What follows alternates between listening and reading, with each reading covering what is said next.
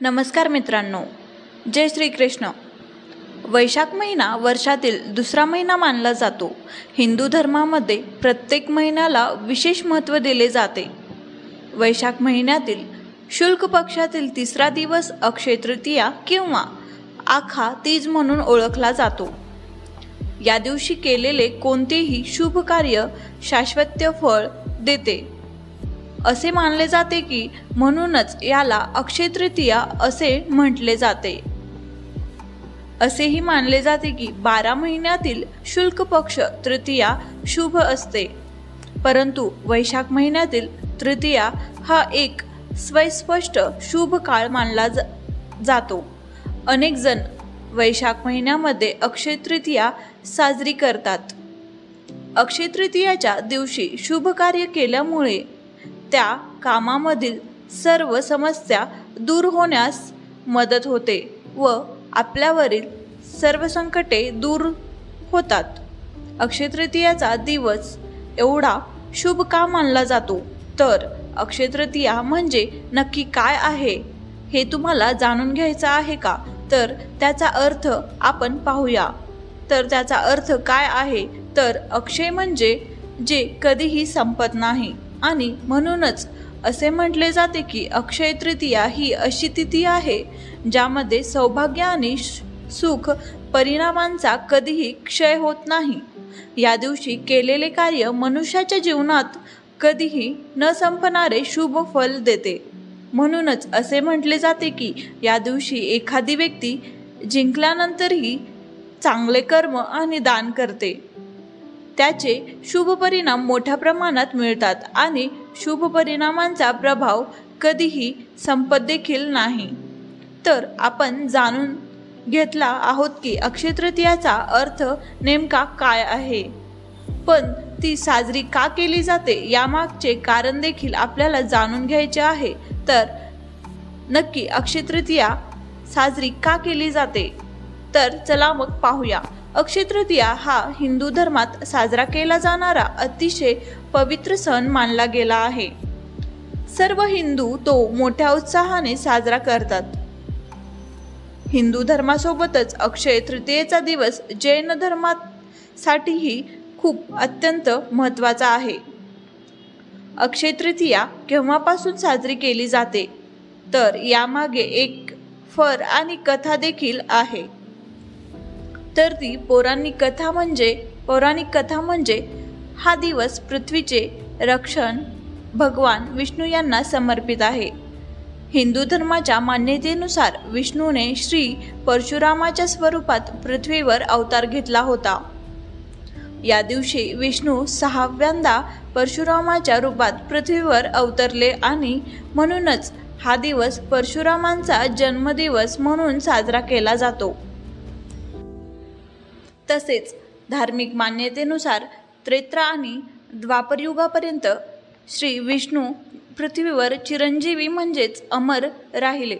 परशुराम हे सप्तर्षीपैकी एक ऋषी जमदग्नी आणि रेणुका यांचे पुत्र होते। हे ब्राह्मण कुटुंबात जन्माला आले आणि म्हणूनच अक्षय तृतीया आणि परशुराम जयंती सर्व हिंदू मोठ्या थाटामाटात साजरी करतात व अक्षय तृतीयाच्या दिवशी काही गोष्टी दान देखील केल्या जातात।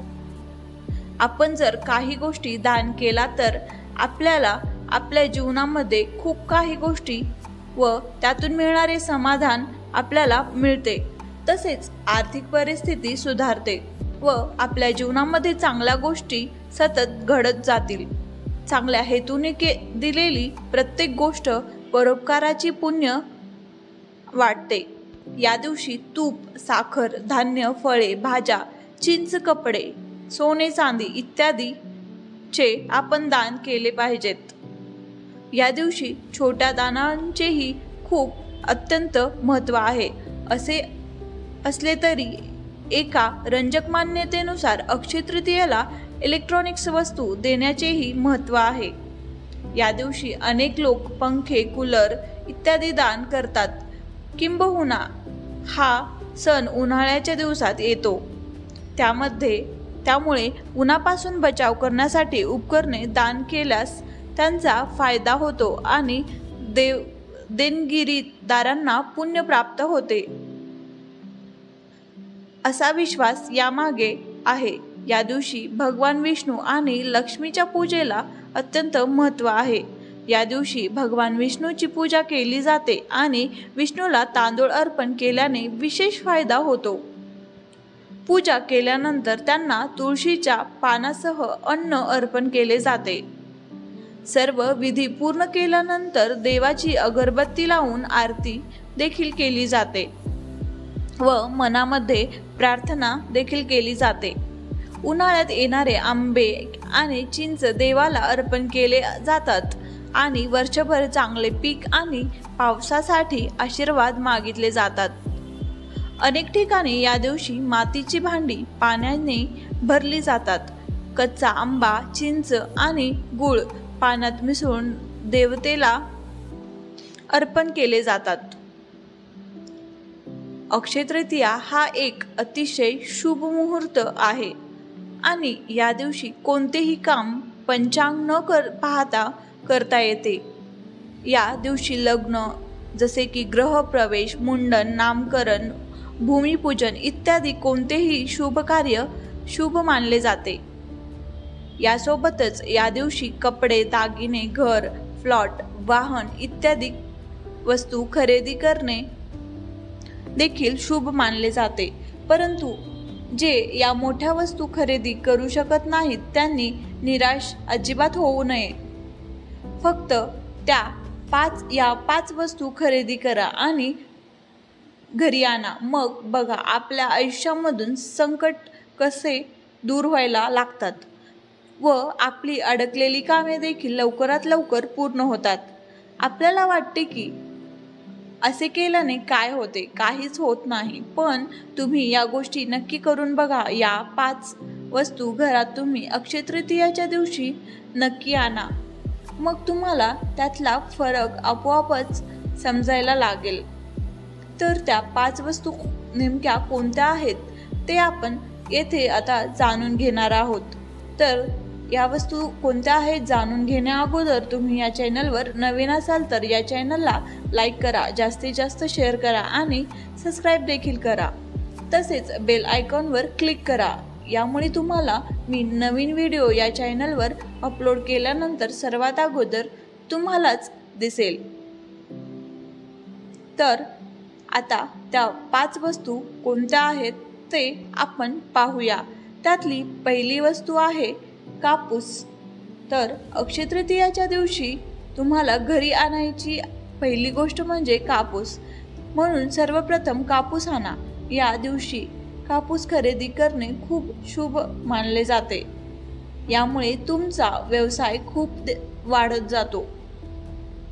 त्यानंतर आहे रॉक मीठ.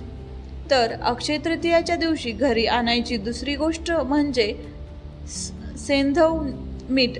असे म्हटले जाते की या दिवशी घरी सेंधव मीठ आणल्याने समृद्धी येते. परंतु या दिवशी आणलेले सेंधव मीठ खाऊ नका, फक्त ते आणून ठेवा. त्यातली तिसरी गोष्ट म्हणजे मातीची भांडी. अक्षय तृतीयाच्या दिवशी तिसरी गोष्ट म्हणजे मातीची भांडी. म्हणजेच मातीची भांडी. या दिवशी तुम्ही मातीची भांडी जसे की घागर, टम्पलर, वाटी, दिवा इत्यादी खरेदी करावी. ज्यांना सोने परवडत नाही त्यांच्यासाठी मातीची भांडी खरेदी करणे हे सोने खरेदी करण्यासारखेच मानले जाईल. त्यानंतर आहे पिवळी मोहरी. तर अक्षय तृतीयाला बार्ली किंवा पिवळी मोहरी खरेदी करा आणि घरी आणा. असे म्हटले जाते की बार्ली किंवा पिवळी मोहरी खरेदी करणे सोने आणि चांदी यांसारख्या धातू खरेदी करण्याइतकेच फायदेशीर व आपल्याला लाभ देणारे आहे. त्यातली शेवटची वस्तू म्हणजे कवडी. अक्षय तृतीयाच्या दिवशी कवडी खरेदी करणे खूप शुभ मानले जाते. असे मानले जाते की देवी लक्ष्मी देखील कवडीच्या शंखासह तुमच्या घरी येते, कारण देवीला कवडीचे शंख खूप आवडतात. या दिवशी 11 कढई खरेदी कराव्यात. त्या लाल कापडात गुंडाळाव्यात आणि त्या देवी लक्ष्मीला अर्पण कराव्यात. असे केल्याने कधीही संपत्तीची कमतरता भासणार नाही. या 5 वस्तू तुम्ही नक्की अक्षय तृतीयाच्या दिवशी घरात आणा व आपल्या जीवनातील संकटे व आर्थिक अडचणी दूर करा. तसेच हा व्हिडिओ तुम्ही शेवटपर्यंत ऐकून घेतल्याबद्दल तुमचे मनापासून धन्यवाद. अशाच नवीन व्हिडिओसाठी या चॅनलला नक्की सबस्क्राईब करा.